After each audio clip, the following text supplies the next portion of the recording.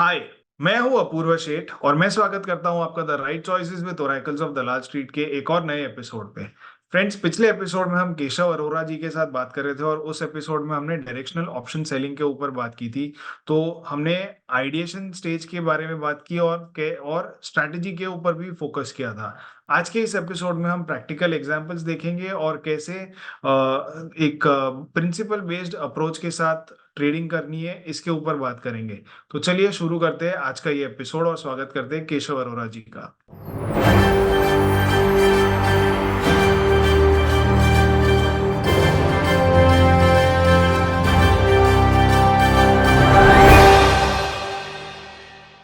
अब हम मेन आते हैं स्क्रीन पे कैसे एंकर्ड वीवेब का यूज होता है। तो सबसे पहले ना एंकर्ड की इंपॉर्टेंस बता देता हूँ कि मैं एंकर्ड को ही क्यों ले रहा हूँ और कोई क्यों नहीं ले रहा। देखो, सीपीआर इंडिकेटर भी एक, मैं कहूंगा एक ऑब्जेक्टिव इंडिकेटर है। एंकर्ड वीवेब भी एक ऑब्जेक्टिव इंडिकेटर है। तो आप ऑब्जेक्टिव इंडिकेटर्स ढूंढ सकते हो। ऑल्दो ऑब्जेक्टिव इंडिकेटर नेम मेरा खुद का डिजाइन नेम है, आप गूगल करेंगे तो मिलेगा नहीं, बट ऑब्जेक्टिव की डेफिनेशन है कोई भी टाइम फ्रेम पे वो सेम रिजल्ट्स दे। तो मैं क्या करता हूँ, मैं आपको बताता हूं कि अगर मैं आज की डेट में आपको बोलूं कि मुझे पता था कि 2020 का फॉल कहां तक आना है, आप मुझे बिलीव करेंगे? I guess no. लेकिन मैं आपको प्रूफ कर दूं कि मुझे पता था कि यहां तक फॉल आना है, तो हो सकता है आप नेक्स्ट फॉल भी प्रिडिक्ट कर पाए। और ये प्रूफ कैसे हो सकता है मैं आपको दिखाता हूं। Let's go back to the biggest fall. Apoorva ji, ये बताइए 2020 से पहले सबसे बड़ा फॉल कब आया था? 2008 में 60% करेक्शन हुआ था। 2008 में, राइट। सो 2008 में जाऊंगा, एंकर्ड कहां से मिलेगा मैं आपको बता देता हूं। यहाँ पे जाएंगे, यहाँ पे एंकर्ड वीवेब का ऑप्शन मिल जाएगा आपको। तो मैं क्या करूंगा, मैं 2008 के बॉटम पे मैं एक एंकर्ड को लगा दूंगा। अब एंकर्ड का मीनिंग आपको बता देता हूँ। एंकर्ड का मतलब है कि यहाँ पे एक पर्सन है जो एवरी प्राइस पे बाय या एवरी प्राइस पे सेल कर रहा है। अब बाय या सेल लोग कंफ्यूज होंगे, but let's assume for the moment कि यहाँ पे उस बंदे ने प्राइस बाय किया, बाय किया, बाय किया, बाय किया, बाय किया, बाय किया। This is is average price of buying. और जब जब इंडेक्स इस लेवल पे आया उसने बाइंग की, फिर इंडेक्स इस लेवल पे आया, इसके आसपास आया, उसने बाइंग की, फिर भागते गया इंडेक्स, वो बाय करते गया। वो एक ऐसा पर्सन है, वो एक स्मार्ट पर्सन है जो एवरी प्राइस पे बाय कर रहा है। This is the assumption behind anchored वीवैप। एंड जब मार्केट 2020 का फॉल आया, आप देखेंगे 2020 का फॉल आया, तो यहाँ पे उसने फिर से बाइंग की एंड यहाँ पे एक बॉटम क्रिएट हुआ।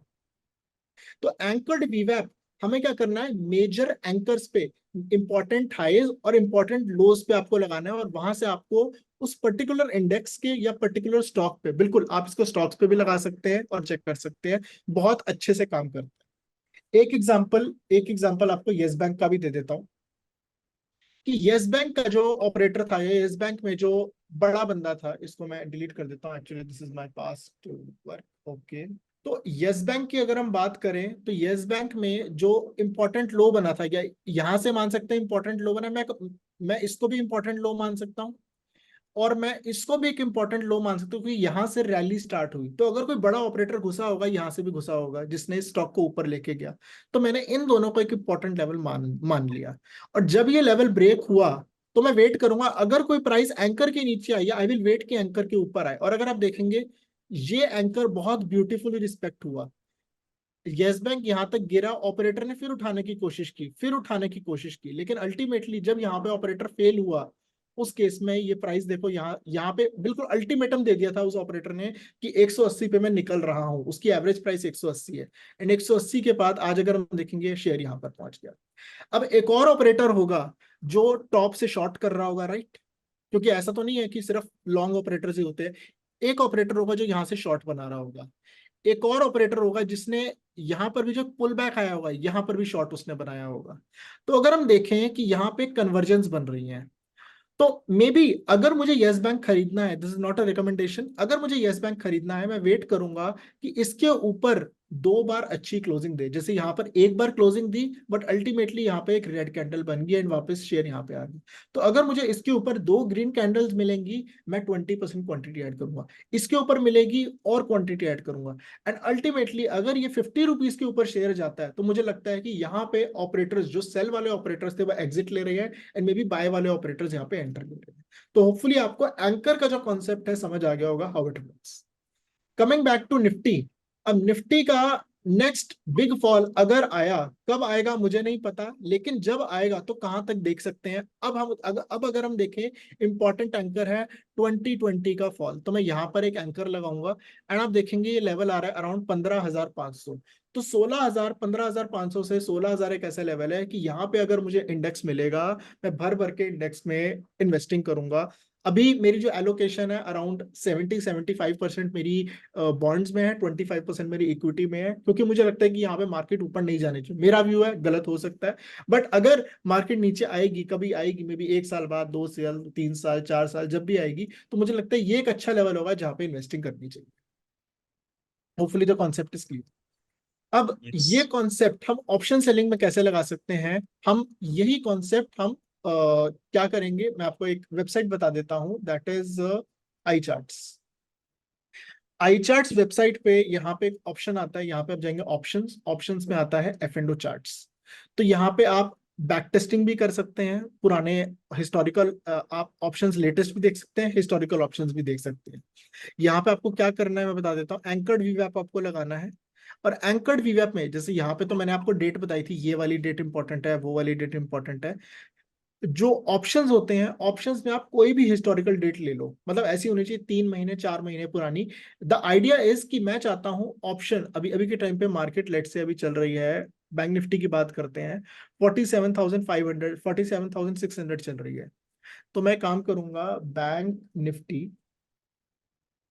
46,000, वेट, हिस्टोरिकल दिखा रहा है, okay wait, options latest, bank Nifty मुझे चाहिए अप्रैल की, एंड 24 अप्रैल की 47,600 की, 47,600 की मैंने कॉल लगा दी। और जहां से ऑप्शन स्टार्ट हुआ, जैसे ऑप्शन स्टार्ट हुआ 6 फरवरी से ऑप्शन में ट्रेडिंग होनी स्टार्ट हो गई, तो मैं इसको 6 फरवरी कर दूं, या उससे पहले की, मतलब कोई भी 1 साल पुरानी आप इसमें डेट डाल सकते हो, एंड इवेंचुअली ये पूरा प्लॉट हो जाएगा। तो इस तरीके से आप देख सकते हैं कि मैंने एक प्लॉट किया। मैं इसको ना डबल चार्ट्स कर देता हूँ जिससे आपको समझ आए मेरी स्ट्रैटेजी क्या है। अब हम मेन स्ट्रैटेजी की तरफ हम एंटर करना स्टार्ट करते हैं। तो मैं क्या करूंगा, फर्स्ट ऑफ ऑल मैं करंट वीक में ट्रेड नहीं करूंगा, मैं 2 हफ्ते बाद के ऑप्शन में ट्रेड करूंगा। जैसे आज हम देख रहे हैं, today is 20 April, let's move towards last week. Last week से एक बैक टेस्टिंग भी हो जाएगी। लास्ट वीक मतलब कि फर्स्ट अप्रैल से 15 अप्रैल का हम लेते हैं। First April, wait wait wait, अगर हम बात करें, let me open daily chart, okay, मैं वही सोचू क्यों नहीं आ रहा। फर्स्ट अप्रैल, 1 अप्रैल को हमारी मार्केट चल रही थी 47,600, और देखो ये बिल्कुल परफेक्ट टाइम है, 47,600 चला, एंड 15 अप्रैल को मार्केट थोड़ा सा ऊपर बंद हुई है। तो यहाँ पे हम देखते हैं क्या हम ट्रेड हमारा बन सकता है। तो 1 अप्रैल को हमारी मार्केट स्टार्ट हुई थी 47,400 पे, राउंड फिगर 47,500 हम ले लेते हैं। 47,500 की कॉल हमें लेनी है। एक्सपायरी अगर हम देखें, हिस्टोरिकल लेना है, अप्रैल 16 अप्रैल को हमारी एक्सपायरी थी। 16 अप्रैल की 47,500 की कॉल, 47,500 की कॉल, एंड 47,500 की पुट। तो मैंने कॉल लगा दी है और नीचे मैंने पुट लगा दी है। देखो this is a second instance की मार्केट ऑलमोस्ट जहां पे स्टार्ट हुई वहीं पे बंद हुई। This is the perfect example जो आपको बता सकता हूँ। तो हमें 1 अप्रैल की तरफ जाना है। फर्स्ट ऑफ ऑल इग्नोर, नीचे वाला चार्ट एक बार के लिए हम इग्नोर करेंगे। नीचे वाले चार्ट का रोल आपको बता देता हूँ, ऊपर वाले चार्ट का रोल बता देता हूँ। फर्स्ट ऑफ ऑल 10 बजे के बाद ट्रेडिंग करनी है। सेकेंडली हमें वो ऑप्शन को सेल करना है जो जीरो होने वाला है। ऑपरेटर, अगर ये एक ऑपरेटर है, ये एक ऑपरेटर लाइन इसे बोल सकते हैं, एंकर्ड वीवेप, अगर इसके ऊपर चल रहा है मतलब ऑपरेटर लॉस में, अगर ऑपरेटर ऑप्शन सेलिंग कर रहा है, तो मैं देखूंगा इन दोनों ऑप्शन में से कौन सा प्राइस एंकर्ड के नीचे चल रहा है। एक, अब देखो एट द मनी है, एट द मनी से इनमें से एक तो जीरो होना है। ऑपरेटर एक ना एक ऑप्शन को सेल कर रहा है, कौन सा ऑप्शन सेल कर रहा है? जो एंकर्ड से नीचे हो। तो मुझे क्या करना है, मैं 1 अप्रैल को जाऊंगा। 1 अप्रैल में दोनों जगह लगा लेता हूँ, दिस इज 1 अप्रैल। 1 अप्रैल को अगर मैं देखूँ 10 बजे, ये प्राइस ऊपर चल रहा है और ये प्राइस नीचे चल रहा है। I hope hmm. The thing is visible. Yes. एक एंकर्ड के नीचे चल रहा है और एक एंकर्ड के ऊपर चल रहा है। इसका मतलब कि मोस्ट लाइकली ऑपरेटर यहाँ पे बैठा है। अब आप सोचोगे कि ऑपरेटर हो सकता है बदल के यहाँ पे आ जाए, तो बिल्कुल, जब मेरा स्टॉप लॉस हिट होगा तो मैं यहाँ से बदल के मैं इसके अंदर आ जाऊंगा, ऑपरेटर फिर नीचे आएगा, मैं फिर इसके अंदर आ जाऊंगा। तो मेरा टारगेट ये रहेगा, ऑपरेटर जहां जहां जा रहा है मुझे ऑपरेटर के साथ साथ चलना है, ठीक है। तो मेरा स्टॉप लॉस क्या होगा, देखिए यहाँ पे तीन तरह के स्टॉप लॉस आप लगा सकते हैं। वन इसकी price action based stop loss. Price action based का मतलब, एक एग्जांपल दे देता हूं, इस वीक कोई price action based stop loss. Price action based का मतलब है कि एक बड़ी कैंडल बनी, जैसे कि ये एक बड़ी कैंडल बनी, तो हो सकता है मैं इसका हाई स्टॉप लॉस लगा दूं। फिर ये एक बड़ी कैंडल बनी, मैं इसका स्टॉप लॉस लगा देता हूँ कि इस कैंडल के पिछली कैंडल का हाई मेरा स्टॉप लॉस बन गया। फिर ये एक बड़ी, ये एक बड़ी कैंडल, अब बड़ी छोटी ये आप डिफाइन करेंगे, यहाँ पे थोड़ी सी objectivity. This is type 1 stop loss. Type 2 stop loss क्या होता है, मैं 100 पॉइंट्स का स्टॉप लॉस लगा दूंगा, 100 पॉइंट का स्टॉप लॉस करेंगे, and for every 100 points which I am gaining मैं 80 पॉइंट्स ट्रेल करूंगा। 100 पॉइंट्स मेरे फेवर में आया, 80 पॉइंट्स ट्रेल किए, 100 पॉइंट्स मेरे फेवर में आया, 80 पॉइंट्स ट्रेल किए। This is a basic objective type of stop loss which you can apply. Third type of stop loss which is a little complex, कि अगर ये वाला प्राइस अगर इस एंकर के नीचे आने लग गया तो मैं एग्जिट कर जाऊंगा। मतलब कि ऑपरेटर इसके अंदर घुस रहा है लेकिन इसमें से एग्जिट आराम से लेगा, तो मैं इसको देख के भी अपना स्टॉप, मतलब कॉल को देख के पुट का स्टॉप लॉस, पुट को देख के कॉल का स्टॉप लॉस। लेकिन इसमें प्रॉब्लम ये होती है, कभी कभी हमारे स्टॉप लॉस बहुत वाइड हो जाते हैं, तो मैं ऐसे स्टॉप लॉस को मैं कहूंगा आप पहले 2 दिन 3 दिन आप इस वाले स्टॉप लॉस को फॉलो कर सकते हैं, बट इवेंचुअली 100 रुपीज वाला stop loss is something which is very very effective. तो हम आते हैं मेन स्ट्रेटेजी भी पे। हाँ जी। ऑब्जेक्टिव भी है, 100 रुपया इजीली आप सौ डिफाइन कर रुपए सकते इजी, 100 रुपए आया 80 रुपीज ट्रेल, 100 रुपए आया 80 रुपीज ट्रेल। इसमें आपको स्टैट्स बता देता हूँ किस तरीके से आते हैं। हमारा अराउंड 30% ऑफ द टाइम आप कॉस्ट टू कॉस्ट निकलेंगे। आपका 100 रुपीज आया 80 रुपीज ट्रेल, या लोग 100 रुपीज पे फर्स्ट टाइम ऐसा भी कर सकते हो कि 100 रुपीज आया, कॉस्ट टू कॉस्ट आपने ट्रेल कर दिया आप। तो 30% ऑफ द टाइम मेरे स्टॉप लॉस हिट होते ही होते हैं कि 100 रुपीज आया वो वापस रिवर्स करके वहां पे पहुंच गया, कोई बात नहीं। 2 हफ्ते में आपके पास 2 या 3 या मैक्सिमम 4 एंट्री होती है। वर्स्ट केस मैंने 6 एंट्रीज भी ली है, बट एट द एंड मुझे सिस्टम के हिसाब से चलना है, सिस्टम जितनी एंट्री दे मुझे करनी है, सिंपल एज दैट। लेकिन मुझे ऐसा नहीं करना कि लास्ट के 2 दिन एंट्री बढ़ी, लास्ट के 2 दिन आपको एग्जिट करना है, तो 2 दिन पहले जब एग्जिट करना है तो ऐसा नहीं करना चाहिए कि 3 दिन पहले या 4 दिन पहले एंट्री ले रहे हो। मतलब 10 दिन पहले, 9 दिन पहले, 8 दिन पहले, हफ्ते भर पहले अगर एंट्री फिर भी मिल रही है तो ले लो, उसमें दिक्कत वाली बात नहीं है, ठीक है।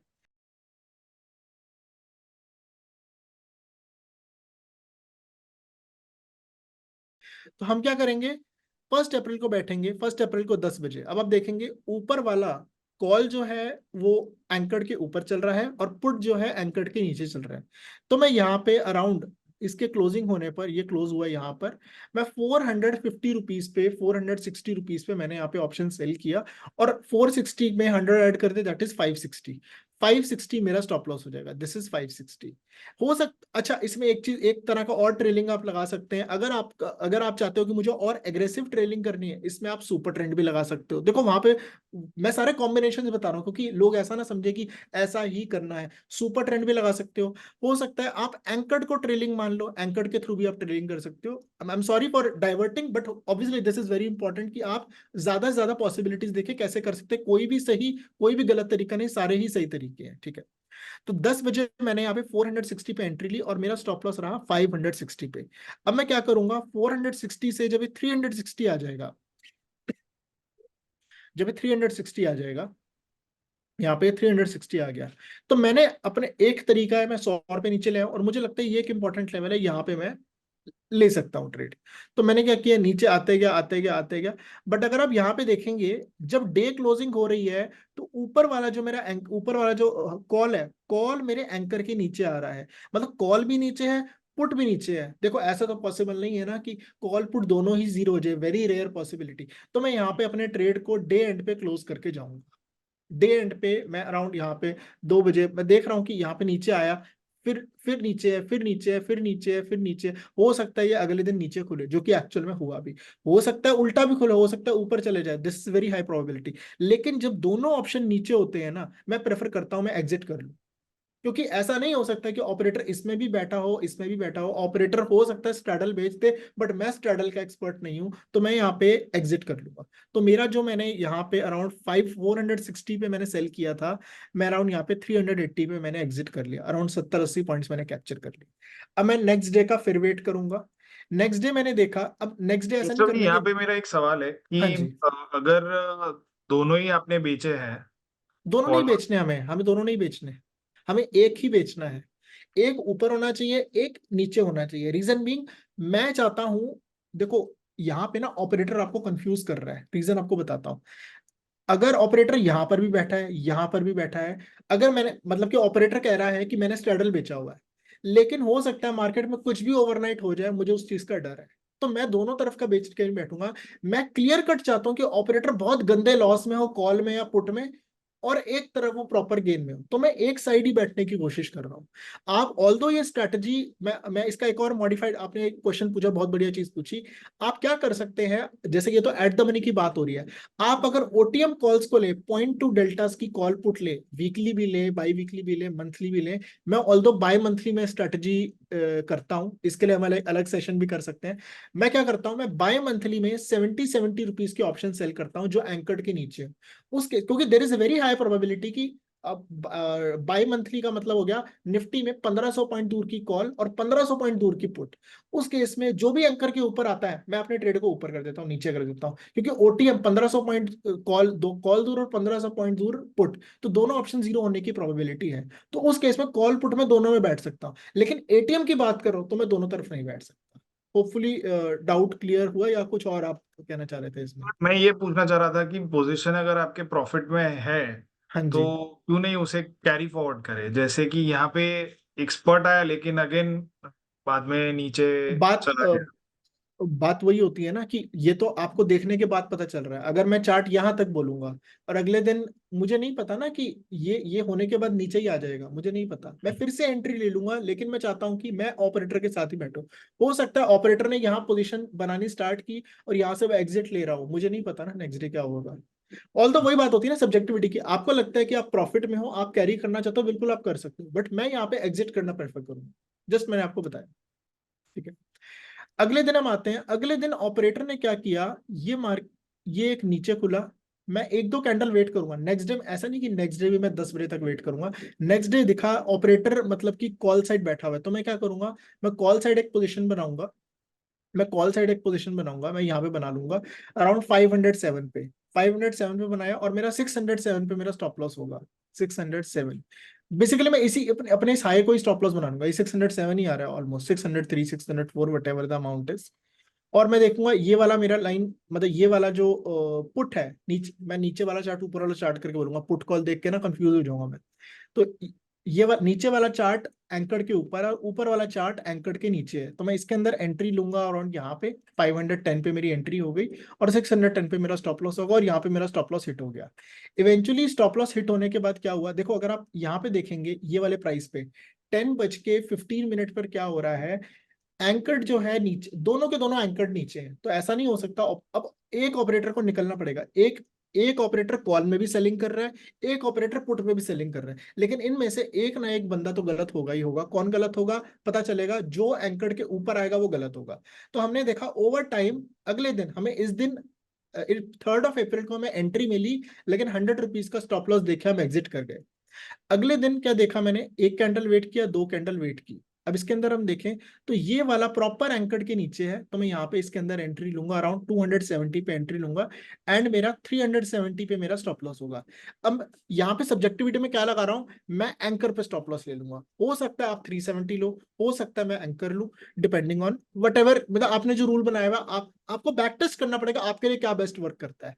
जैसे मैं सर्टेन मार्केट रिजीम्स में डिफरेंट डिफरेंट लेता हूं। अगर विक्स 12 से कम चल रही है, मैं एंकर्ड को स्टॉप लॉस लेता हूं। अगर विक्स 12 से 14 चल रही है, मैं 100 पॉइंट स्ट्रेट लेता हूं। तो डिफरेंट डिफरेंट टाइम्स में मैंने बैक टेस्ट किया, मैंने देखा मेरे लिए ये वर्क कर रहा है।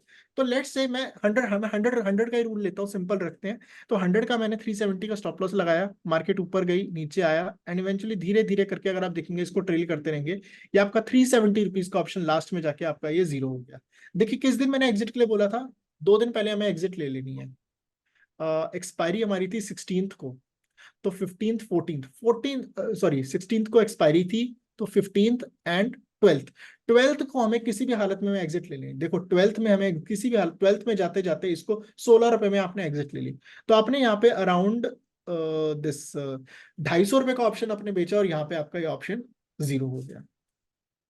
तो इसमें आपको क्या करना है, आपको बाकी सारे ईयर्स, आप बाकी सारे इतने साल है 2024, 22, 23, आप सारे टाइम में बैक टेस्ट कीजिए। मैं पर्सनली स्ट्रैटेजी को पिछले 9 to 10 मंथ से लगा रहा हूँ, and it is working good for me. Stats आपको थोड़ा सा क्लियर कर देता हूँ, और इसको प्लीज ट्रस्ट कीजिए बट वेरीफाई भी कीजिए।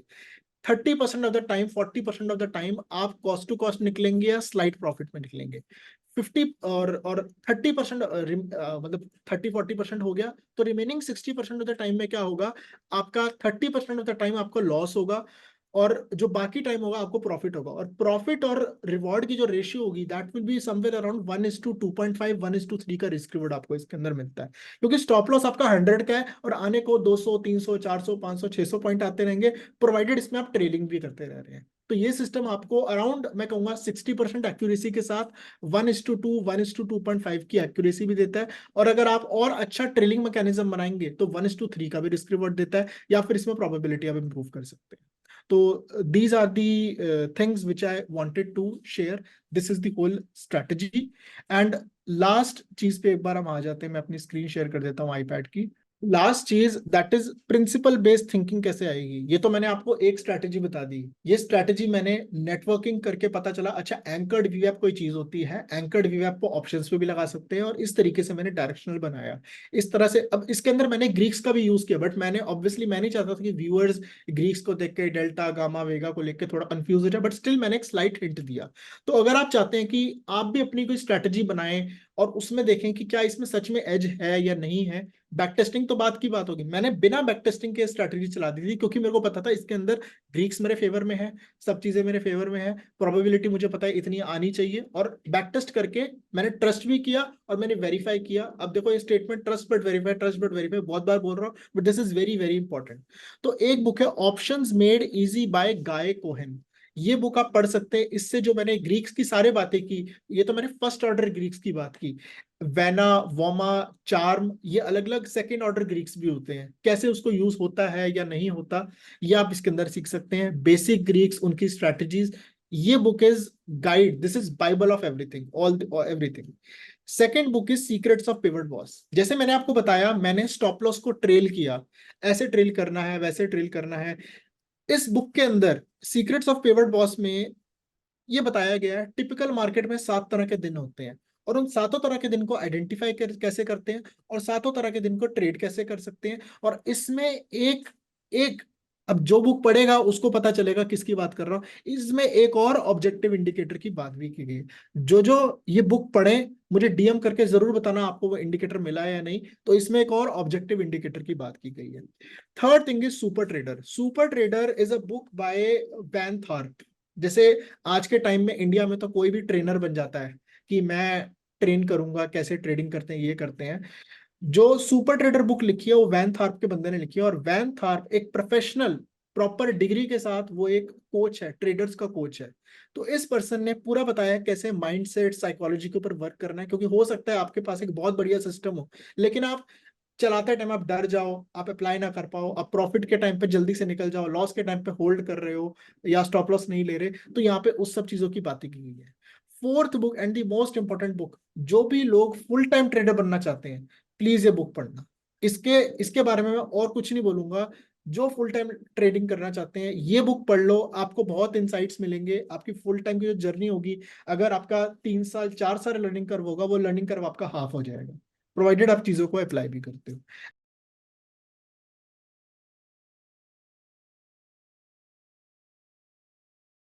And with this, we end this session.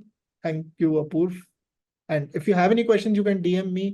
So thanks a lot Keshav, I think काफी इंसाइटफुल रहा ये सेशन। सो होपफुली हमारे जो व्यूअर्स है उन्हें भी काफी कुछ सीखने मिला होगा इससे, इस सेशन से। सो इसमें हमने एक जो बात की थी, so we are mainly trading bank Nifty. आप जैसे ये इसमें इसको आप सिर्फ इंडेक्स में लगाइए। बैंक निफ्टी भी ट्रेड कर सकते हैं, निफ्टी भी ट्रेड कर सकते हैं, बट मेक श्योर आप बाई वीकली करें ताकि गामा स्पाइक, क्योंकि वीकली में भी मैंने स्ट्रेटेजी लगाई थी। वीकली में क्या होता है, 100 का स्टॉप लॉस जल्दी जल्दी जल्दी हिट हो रहा था।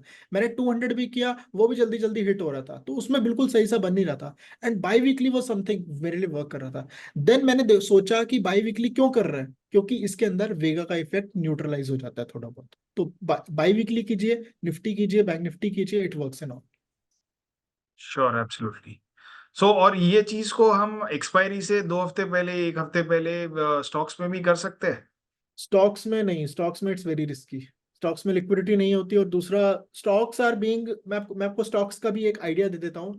स्टॉक्स में अगर कोई ट्रेडिंग करना चाहता है ना, एक्सपायरी से 1 हफ्ते पहले नेक्स्ट मंथ की आप ट्रेडिंग कीजिए। मतलब लेट से आज 20 अप्रैल है, तो आज आज एक वीक बचा है हमारी मंथली एक्सपायरी खत्म होने के, तो आज बैठ के मैं मे की पोजीशन पर आना स्टार्ट करूंगा मैं। तो उसमें क्या होता है, विद इन फर्स्ट 10 डेज आपको बहुत अच्छा डीके मिलता है, और विद इन लास्ट 10 डेज आपको बहुत अच्छा डीके मिलता है। और जो बीच के जो 20 डेज हो जाए, 20-15 डेज हो गए, उसमें आपको डीके ऑलमोस्ट ना के बराबर आता है। तो या तो फर्स्ट एक्सपायरी से हफ्ते भर पहले ट्रेड करो, या एक्सपायरी के 1 हफ्ते पहले ट्रेड करो। लेकिन वो एक्सपायरी एक हफ्ते पहले क्या होता है स्टॉक्स में, मोस्ट ऑफ द टाइम मैंने देखा है, और ये भी पर्सनल एक्सपीरियंस से बोलूंगा कि आउट ऑफ 10 टाइम्स, 8 टाइम्स मेरा प्रॉफिट जितना आया होता है ना, लास्ट हफ्ते में चले जाता है। तो मैं प्रेफर करता हूँ लास्ट हफ्ते से पहले मैं निकल ही जाऊं। तो लास्ट थर्सडे, मतलब लास्ट अभी अभी जो थर्सडे गया था, थर्सडे फ्राइडे को मैंने अपनी सारी पोजीशन स्टॉक्स की एग्जिट कर ली, और मंडे ऑनवर्ड्स मैं अपनी स्टॉक्स की पोजीशन फिर से बनाऊंगा। तो मैं लास्ट वीक तक कैरी ही नहीं करता कुछ भी। Okay, sure, sure, absolutely. तो काफी इंसाइटफुल भरा सेशन रहा है। आई एम श्योर कि लोगों को भी उतना ही पसंद आया होगा जितना मुझे पसंद आया। और जैसे कि आपने बताया कि you are always open to sharing your thoughts and insights, तो इस वीडियो के नीचे अगर मैं अपने जो व्यूअर्स हैं उनसे भी रिक्वेस्ट करूंगा कि if you have any queries, questions, then please do write in these questions in the comment section below. तो Keshav will be more than sure. willing to answer them. Keshav Twitter पे भी काफी एक्टिव है, तो वहां पे भी आप उन्हें रीच आउट कर सकते हो। So Keshav, before we end this session, हमारी एक प्रथा रहती है कि हम कुछ रैपिड फायर क्वेश्चंस पूछे। तो नॉर्मली मैं बुक्स के बारे में पूछता हूँ। आपने बुक्स तो बता ही दिए, 4 बुक्स है। So other than that I would ask you कि what are you watching these days? I am watching this, आजकल मैं हेल्थ के ऊपर थोड़ा ज्यादा ध्यान दे रहा हूँ, क्योंकि मैं थोड़ा सा समथिंग मोटा हो विच रहा यू हूँ। लाइक, you मैं which बताता you हूँ, would there is a guy recommend? Named, there is guy named Ryan Fernando. He is a nutritionist coach for Virat Kohli and all other Yeah. Big players. तो Hmm. उस पर्सन का अभी मैंने उन्हीं से अप्रोच मैंने किया, उनसे अभी मैं बात कर रहा हूँ। तो मुझे उनका अप्रोच बहुत ही डिफरेंट लगा, कि पहले अपनी पूरी बॉडी के बारे में समझना, करना, एंड अकॉर्डिंगली एक डाइट बनाना, चीजें करना। क्योंकि एक मुझे बहुत इंटरेस्टिंग बात लगी कि इस सेड की कुछ लोग होते हैं मिल्क को लेकर एलर्जिक होते हैं, बट उन्हें पता नहीं होता, एंड बाय लीविंग मिल्क अपनी बॉडी की बहुत बड़ी प्रॉब्लम सॉल्व कर रहे हैं। तो वो चीज मुझे थोड़ी डिफरेंट लगी, and this this is something मैं हेल्थ को लेके, हेल्थ रिगार्डिंग चीजों को थोड़ा थोड़ा देखना मैंने स्टार्ट किया recently. And obviously I love to listen to psychological podcast, like there is a guy named Prakhar K Pravachan. He speaks very well about like how to actually talk to people, how to communicate. So that's something which I'm watching.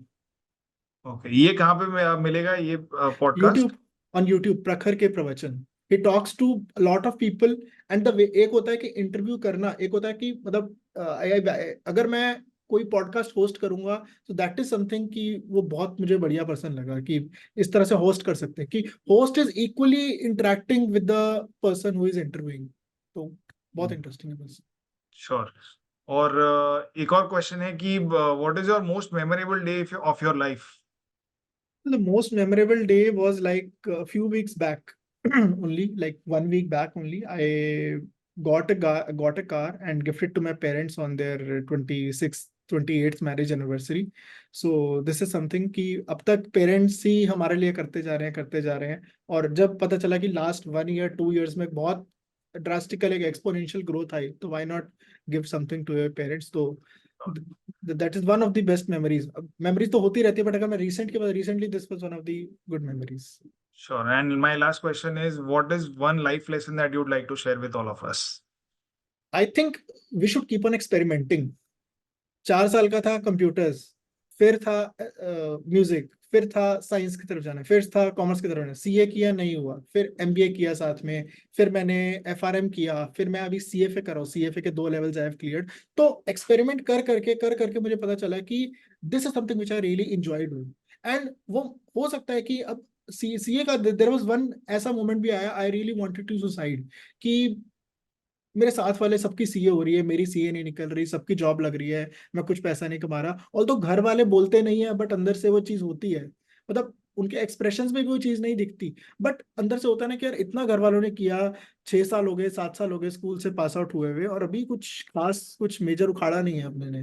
तो वो करते करते करते experiment करके last में जब एक ऐसा फटा, तो आज के टाइम में जितना हिसाब था सारा वो पिछले 1 साल 2 साल में पूरा कर दिया। तो the only life learning is कि कीप ऑन एक्सपेरिमेंटिंग, बट उसमें और चीजें सेक्रीफाइस मत करना। कि आप अगर यूपीएससी कर रहे हैं, सीए कर रहे हैं, अभी रिसेंटली यूपीएससी का भी रिजल्ट आया, तो अब मैंने जो स्टैट्स देखे कि लाखों बच्चे देते हैं और लाखों में से सिर्फ 1,000 लोगों का होता है। एंड देयर इज अ गाय, मतलब लास्ट आई गेस 4 दिन पहले मेरी एक पर्सन से बात हुई थी। He was of age 28 right now, and 19 की एज से he is preparing for UPSC. And he literally cried on the call कि भैया मैं 10 साल से कर रहा हूँ, 8 साल 9 साल से 10 साल से मैं कर रहा हूँ, घर वालों को कुछ नहीं किया, घर वालों के लिए मैंने कुछ नहीं किया, अभी पीजी में रह रहा हूँ, अलग से रह रहा हूँ, घर वालों से आज भी पैसे मांगता हूँ। तो मुझे लगता है कि पीपल शुड डिसाइड कि अच्छा इतने टाइम बाद मैं रुक जाऊंगा या इतने बाद मैं रुक जाऊंगा, वहां तक अपने पूरे एफर्ट्स दो ना, और पूरे एफर्ट्स के बाद भी रिजल्ट नहीं आ रहा, तो वहां पे लोग क्या है, छोड़ते नहीं है। There is a concept in finance called sunk cost fallacy, कि हम्म, जैसे अगर टॉक्सिक रिलेशनशिप में भी हो, चाहे गर्लफ्रेंड हो कोई भी हो, तो ऐसा नहीं कि यार 3 साल इसको दे दिए अब कैसे छोड़ सकता हूँ, अभी सुधर जाएगी, अभी ठीक हो जाएगा, अब पास हो जाऊंगा। तो आई गेस वो संक कॉस्ट पॉलिसी नहीं होनी चाहिए, चाहे लॉस की। मेजर बिहेवियरल बायसेस ये यस। काफी सारी किताबों में भी इसके बारे में बहुत गया, यस। और ये आई थिंक छोटे आदमी से लेकर बड़े कॉरपोरेशंस तक हर किसी को ये संक कॉस्ट फैलेसी ये बिल्कुल।